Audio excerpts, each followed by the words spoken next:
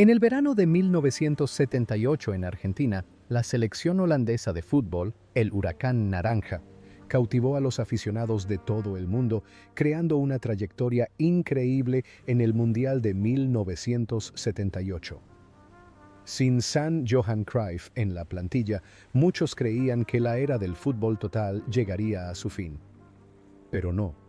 Con una generación de jugadores talentosos y un estilo de juego ofensivo y feroz, combinado con un equipo más tenaz y pragmático, llegaron hasta la final. A pesar de perder contra la anfitriona Argentina en un partido polémico y dramático, la selección holandesa de 1978 se convirtió en un recuerdo imborrable, apodada la mejor subcampeona de la historia. Pero detrás de esos momentos gloriosos y lamentables, en la cancha de Buenos Aires, se esconden personas reales con destinos muy diferentes.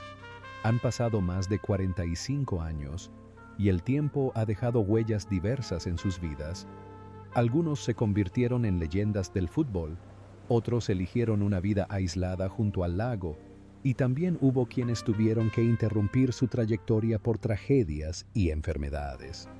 Repasemos los altibajos de los jugadores que conformaron el alma de la generación dorada de los Países Bajos ese año.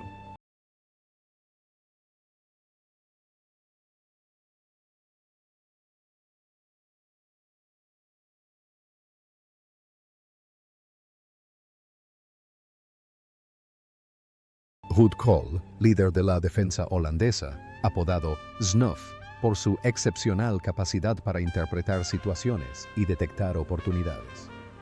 A los 29 años, llegó al Mundial de 1978 ya no como el lateral izquierdo polivalente de 4 años antes, sino como el corazón de un nuevo sistema defensivo, un poderoso líbero. Cuando Johan Cruyff se negó a ir a Argentina, Krol se vio obligado a renacer. Dejó la banda izquierda para pasar al centro, se puso el brazalete de capitán y se convirtió en un director de orquesta profundo, un líbero que protegía la portería y organizaba el juego. Sus pases de 50 a 60 metros eran tan precisos que parecían trazados con una regla, abriendo un amplio espacio de ataque para sus compañeros. Con su porte alto, pasos dignos y porte majestuoso, Krol era como un general al mando del frente, firme en defensa y sofisticado en coordinación. En el contexto de la situación interna de la selección holandesa, llena de egos fuertes y conflictos latentes, fue él quien evitó que la nave naranja se desviara de su órbita, aportando una valiosa estabilidad en el camino hacia la conquista del Mundial de 1978. Tras el torneo, Krol hizo algo inusual para un jugador holandés en aquella época. Se mudó a Italia para jugar con el Nápoles. Allí fue venerado como un dios. Los napolitanos lo adoraban tanto que, cuando se lesionó, miles de personas se congregaron frente al hospital. Jugaba al fútbol con extravagancia, convirtiendo la posición de defensa en una auténtica representación artística. Tras retirarse, Krol eligió la vida de un ciudadano global. No se quedó en la cálida y acogedora Europa, sino que se aventuró en la soleada y ventosa África. Dirigió a los Orlando Pirates en Sudáfrica, al Zamalek en Egipto y luego al Esperance en Túnez. Vivió en hoteles, viajó en largos vuelos y sembró la filosofía del fútbol total en tierras áridas. La vida de Krol fue un viaje incansable. Encontró la alegría en los viajes y la diversidad cultural. En la cancha, Krol dominaba todo el campo. Fuera de ella, dominaba el mundo. Su generosidad en el juego reflejaba su espíritu libre y desenfrenado. Hoy, a sus 75 años, Ruud Krol ha decidido dejarlo. Lleva una vida tranquila, apareciendo ocasionalmente en canales de televisión italianos y holandeses para analizar tácticas. Es el amado padrino del fútbol holandés, un monumento viviente a la clase eterna. Chan Jongbloed, que entonces tenía 37 años, fue una de las figuras más excéntricas de la historia del fútbol. un portero que vestía la camiseta número 8 y a menudo jugaba sin guantes, simplemente porque creía que las manos desnudas le ayudaban a sentir el balón con mayor precisión. Siendo el jugador más veterano del torneo, Youngblood no impresionaba con espectaculares jugadas en plancha como los porteros tradicionales, pero poseía un arma invisible, la capacidad de leer el juego con agudeza y jugar alto como un auténtico líbero. Fue esta excentricidad, pero a la vez efectiva, la que se convirtió en una pieza clave del sistema de fútbol total, donde no solo era portero, sino también un enlace táctico desde atrás. Él mismo se desplomó de un infarto en el campo mientras trabajaba como segundo entrenador en 1988, pero afortunadamente sobrevivió. También era conocido por su afición a la pesca, y en su día fue dueño de una tabaquería. Representaba a la clase popular y sencilla del mundo del fútbol. En el campo, Youngblood se mantuvo valientemente en la frágil portería. Fuera del campo, soportó con valentía los rayos del destino. Nos enseñó una lección desgarradora de resiliencia. Tras un largo periodo de mala salud, el legendario portero número 8 falleció el 30 de agosto de 2023, a los 82 años. Su fallecimiento dejó un vacío nostálgico por una época en la que el fútbol estaba lleno de personalidades extrañas y genuinas. Willy van de Kerkhoff, entonces de 26 años y apodado de Stofzuiger, aspiradora, era el trabajador silencioso pero irreemplazable de la selección holandesa. Jugó los 7 partidos en Argentina, como si cada pulmón de la cancha se llamara Willy. Si Johan Neeskens era el corazón del equipo, entonces él era el pulmón incansable. El apodo de aspiradora lo dice todo. Willy barría, recuperaba el balón y despejaba todos los peligros justo delante de la defensa, creando espacio para que los artistas de la primera línea desplegaran su creatividad. No hacía alarde de técnicas sofisticadas, pero era implacablemente efectivo. Fue la tenacidad, la constancia y la incansable ética de trabajo de Willy lo que mantuvo a toda la maquinaria en marcha, a pesar de la ausencia de Cruyff, a quien Holanda siempre intentó compensar en cada ocasión. La vida de Willy es bastante tranquila y plena. Siempre acompaña a su hermano menor en todas las actividades, desde los negocios hasta ser embajador de la marca. Es un hombre de familia, prestigioso y muy respetado en la villa futbolística holandesa. Hoy, a sus 73 años, Willy sigue sano y en forma. A menudo aparece en las gradas del Estadio Philips para animar al PSV. Es la prueba de que no necesitas ser un goleador, basta con dar lo mejor de ti en tu trabajo y aún así te convertirás en una leyenda. Arie Haan, el pilar del mediocampo holandés, conocido como Arie Bombardier por sus temibles disparos de larga distancia. A sus 29 años, tiene la apariencia de un centrocampista defensivo que puede recaer en el centro de la defensa, pero posee un arma que pocos de sus contemporáneos poseen: disparos de larga distancia que pueden cambiar el curso de un partido. En el Mundial de 1978, Haan se convirtió en la figura más influyente de los Países Bajos. Cuando los delanteros eran bloqueados, se lanzaba como un cañón desde atrás. Sus 2 goles memorables contra el italiano Dino Zoff y el alemán Sepp Maier llegaron desde 35 a 40 metros de distancia, con una trayectoria extraña, como una bala de cañón impredecible. En la posición más retrasada del mediocampo, Haan era a la vez una plataforma de lanzamiento para los ataques y un asesino oculto del que cualquier portero debía estar alerta. Fue esta arma de largo alcance la que lo convirtió en una de las caras más distintivas de los Países Bajos en el torneo de ese año.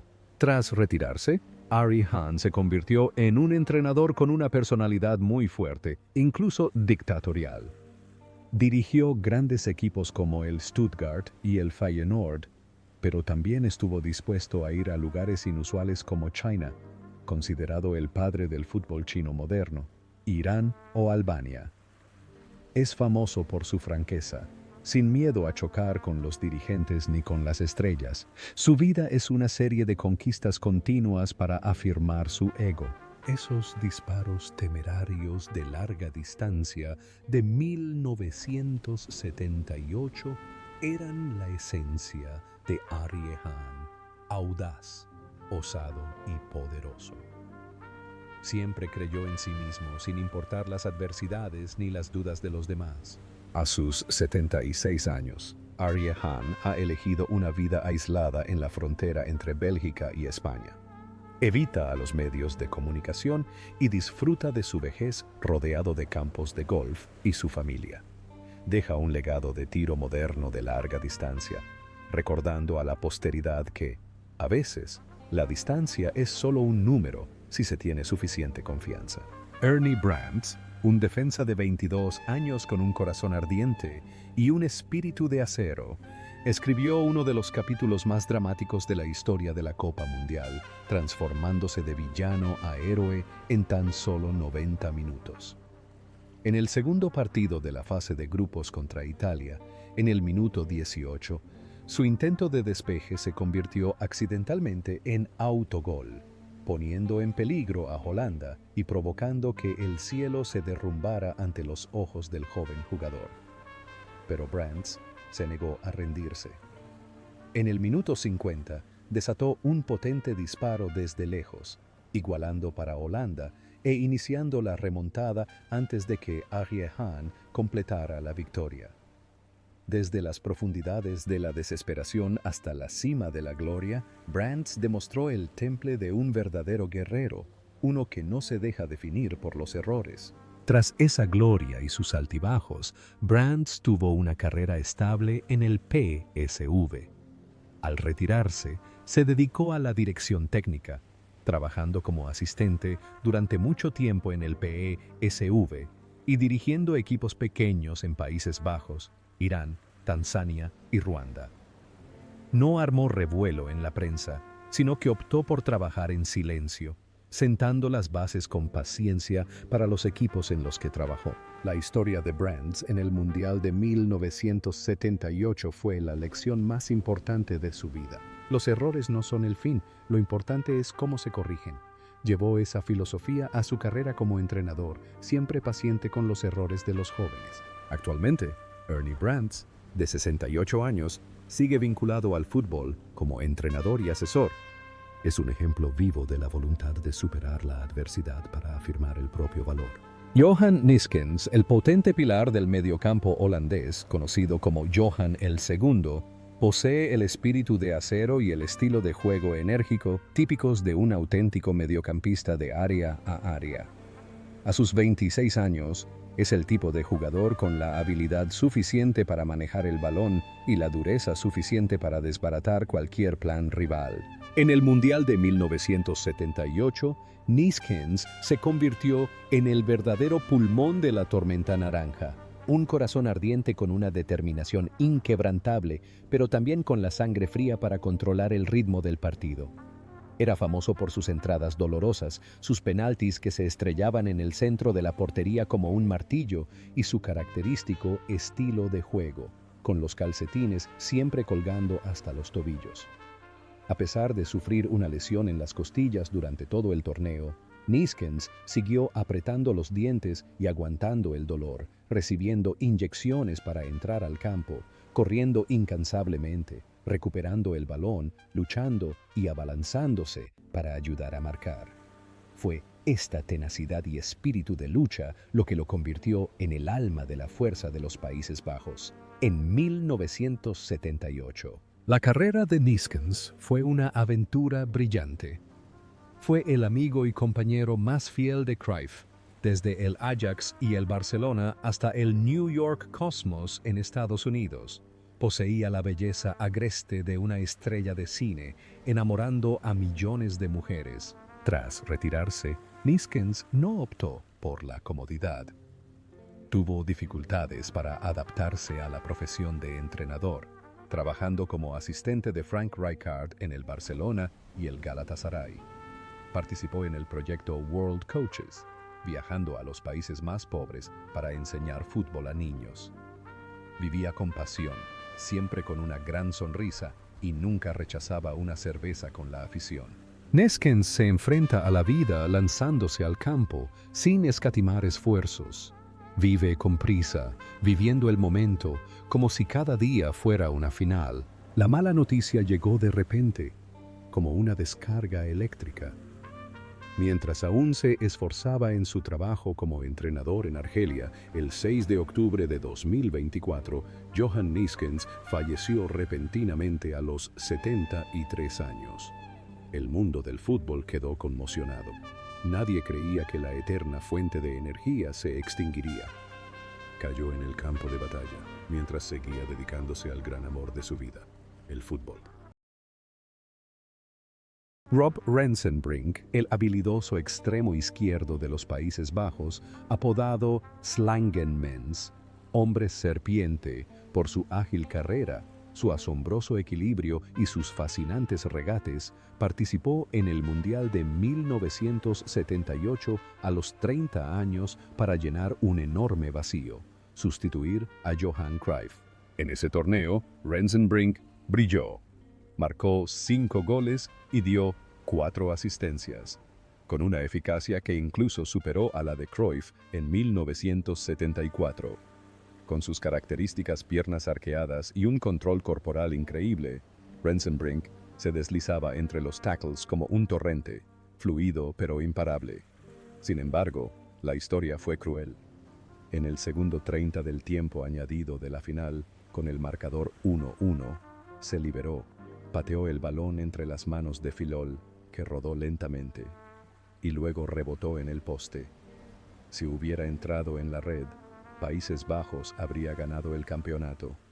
Él habría superado la sombra de Cruyff y habría tocado el Balón de Oro. Pero ese frío golpe cerró la puerta al cielo, convirtiendo a Rensenbrink en un genio atormentado por un momento, a escasos centímetros de la gloria. Tras ese fatídico momento, Rensenbrink volvió a la normalidad de una forma increíblemente tranquila. Era una superestrella, pero sufría de agorafobia. No le gustaban las entrevistas ni los focos. Compró una casa junto al lago en Ust-Zaan y dedicó el resto de su vida a la pesca y la jardinería. Cuando le preguntaron por el disparo que dio en el poste, sonrió con tristeza. Fue el destino. Si hubiera entrado en la red, mi vida habría dado un vuelco, y no me gusta el ruido. Aceptó con pesar que lo mencionaran en lugar de honrar su excepcional talento. Pelé lo calificó una vez como uno de los mejores jugadores del mundo. Rensenbrink era una paradoja. Un talento brillante, pero una personalidad retraída.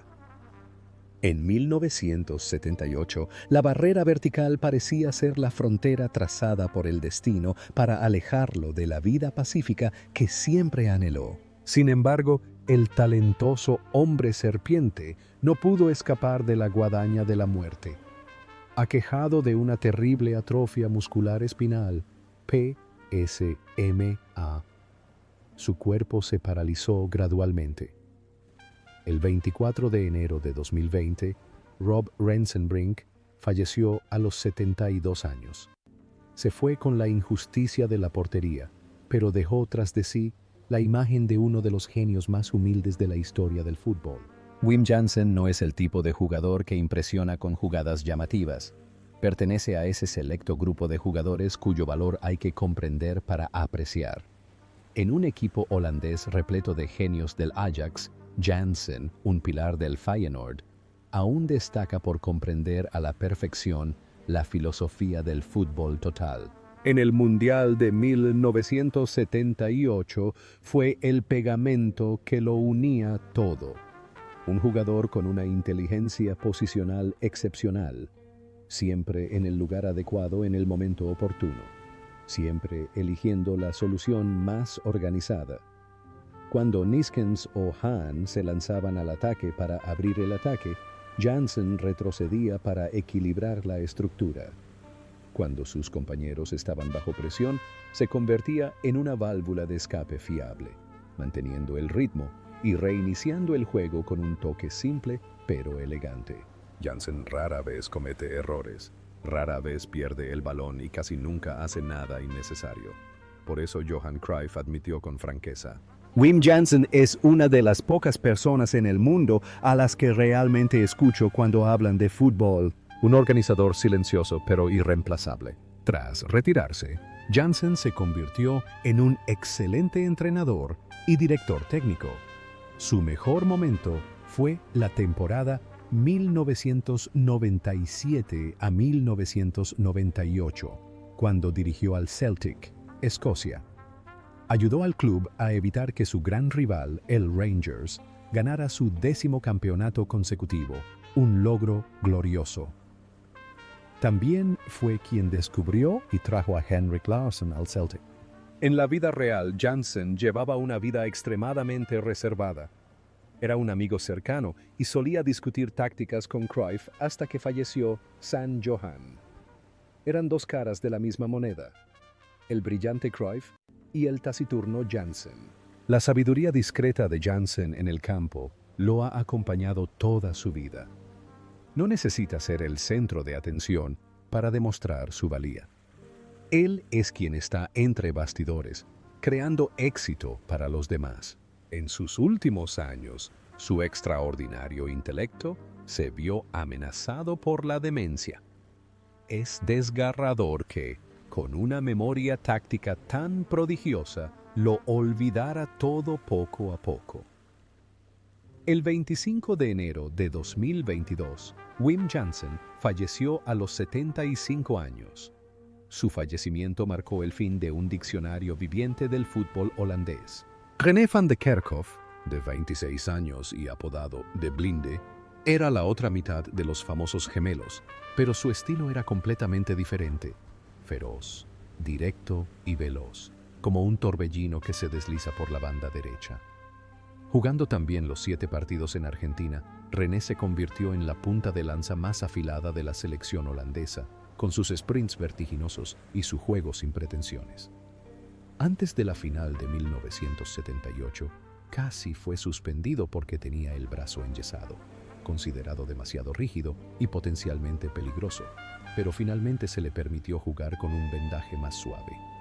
La imagen de René, luchando con el brazo vendado, se convirtió en un símbolo del espíritu holandés, feroz, resiliente y sin rendirse jamás. La vida de René fue más agitada que la de su hermano Willy. También era una leyenda del PSV, pero tuvo una experiencia terrible en 1973. Casi fue secuestrado frente a su casa, pero por suerte escapó. Ese suceso impactó profundamente su psicología durante un tiempo. Tras jubilarse, René se dedicó al mundo de los negocios y tuvo mucho éxito.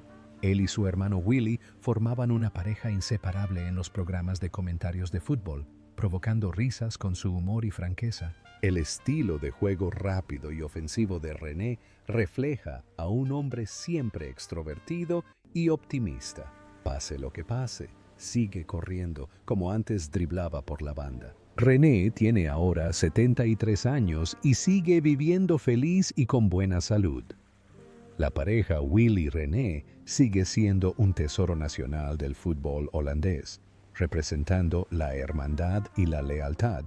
Johnny Rep, de 26 años por aquel entonces y nacido en 1951, conocido por el apodo de Gudhanche, el Niño de Oro, es el jugador que ostenta el récord de más goles para Países Bajos en mundiales, con 7 tantos. En Argentina, 1978, anotó 3 goles. El más notable fue un disparo de larga distancia que cuajó como una flecha de luz contra Escocia. Con su aspecto elegante, su cabello rubio y su encantadora sonrisa, Rep hace que muchos lo confundan fácilmente con un artista del fútbol. Sin embargo, tras ese rostro angelical, se esconde el instinto de un auténtico asesino, un estilo de juego improvisado, una velocidad vertiginosa y la capacidad de aparecer en el momento justo para castigar cualquier error del rival. Rep fue un símbolo de la generación de jugadores estrella de los años 70, talento combinado con problemas personales. Se mudó a Francia para jugar en el Bastia y el Saint-Étienne, donde vivió una vida de lujo. Tuvo varios matrimonios fallidos y admitió consumir estimulantes, anfetaminas, algo normal en el fútbol de la época, pero impactante para las generaciones posteriores. Sin embargo, Rep siempre vive con optimismo. Escribe libros y participa en reality shows. No oculta sus momentos oscuros, sino que los enfrenta con humor. Johnny Rep encarnaba la frivolidad y el encanto del fútbol. Jugaba al fútbol como pasatiempo y vivía la vida como una aventura amorosa. Hoy, a sus 73 años, Johnny Rep aún conserva el porte de un buen chico. Vive en un cómodo apartamento, se reúne con sus fans con frecuencia y cuenta anécdotas divertidas sobre sus mejores momentos. Es la prueba de que, a pesar de los errores, mientras seas fiel a ti mismo, seguirás siendo querido. Dick Nanninga, que entonces tenía 29 años, llegó al máximo escenario futbolístico mundial con un pasado insólito. Obrero de la construcción, luego florista y solo más tarde una carrera profesional. Pero fue este hombre, proveniente del fútbol amateur, quien se convirtió en héroe en la final del Mundial de 1978. Nanninga salió del banquillo y logró lo que ni siquiera leyendas como Cruyff y Rensenbrink pudieron en ese partido: marcar. Su potente cabezazo en el minuto 82, como un mazazo para el ambiente enardecido del Monumental, paralizó el estadio. Con su complexión musculosa, su potente capacidad de presión y su agudo juego aéreo, Nanninga era el clásico delantero centro, simple, crudo, pero potente. Tras una breve gloria, la vida de Nanninga se hundió en el abismo de la enfermedad. En 2012, complicaciones de la diabetes lo llevaron a un coma profundo durante 5 meses. Al despertar, se enfrentó a la dura realidad. Los médicos tuvieron que amputarle la pierna izquierda, la pierna con la que había saltado alto en el Mundial, para salvarle la vida. De gigante en el campo, tuvo que pasar el resto de su vida en silla de ruedas. Pero nunca se quejó, seguía riendo y hablaba de ese gol como una medicina espiritual. Fue una ironía del destino arrebatarle las piernas a un hombre que las usó para escribir la historia. Pero ninguna enfermedad pudo arrebatarle el espíritu de lucha a Nanninga. El 21 de julio de 2015, Dick Nanninga falleció a la edad de 66 años. Se fue llevándose consigo el recuerdo de aquel cabezazo dorado de hace 10 años, dejando a los aficionados una lección sobre el valor de los momentos de brillantez únicos en la vida. Piet Schrijvers, a sus 31 años, llegó al Mundial de 1978 como un oso gigante custodiando la portería holandesa, con un cuerpo de casi 100 kilogramos pero con reflejos increíblemente rápidos. Fue el portero titular de la Oranje en los primeros compases del torneo, no Youngblood, y fue su excelente estado de forma lo que contribuyó a que Países Bajos llegara hasta la ronda final. Sin embargo, el cruel destino eligió a Schrijvers en un momento inesperado. En el partido contra Italia, tras un fuerte choque con su compañero Ernie Brands, que derivó en un autogol, sufrió una grave lesión y tuvo que abandonar el campo en camilla. Esa lesión le privó de la oportunidad de ser titular en la histórica final, cediendo el puesto al veterano Youngblood. Desde el banquillo, Schrijvers solo pudo ver a sus compañeros luchar y luego desplomarse, cargando con el dolor en silencio en el umbral del cielo. Schrijvers es una leyenda del Ajax con 5 campeonatos nacionales. Tras el fútbol, se retiró para dedicarse al sector de materiales de construcción. Pero en los últimos años de su vida, el valiente oso tuvo que enfrentarse a un enemigo invisible pero cruel: el Alzheimer. La enfermedad fue erosionando su memoria, llevándose consigo el recuerdo de sus paradas milagrosas. Un portero pasa toda su vida protegiendo la portería, pero al final no puede proteger su propia memoria. La firmeza del cuerpo contrasta completamente con la fragilidad de la mente a medida que envejecemos. El 7 de septiembre de 2022, Piet Schrijvers falleció a los 75 años. Su fallecimiento dejó a la afición del Ajax y de los Países Bajos de luto. se perdió la final del Mundial y finalmente echó de menos sus propios recuerdos antes de fallecer. Wim Suurbier, de 33 años, el travieso veterano y cómico del equipo, llegó al Mundial de 1978 como un veterano que baila su último baile con un brillante naranja. Ya no estaba en forma para jugar con regularidad. Suurbier seguía siendo un testigo vivo de la gloriosa era del Ajax de principios de los 70 y uno de los pioneros que sentaron las bases del fútbol total. En Argentina, jugó como reserva estratégica, siempre listo para jugar cuando el equipo necesitaba agudeza y experiencia. En la final, Suurbier saltó al campo en los últimos minutos aportando su espíritu veterano, optimismo y temple, valores intangibles pero extremadamente valiosos para la selección holandesa en el momento decisivo. Wim Suurbier era el mejor amigo de Johan Cruyff. Era conocido por ser un playboy, un bromista para aliviar el estrés.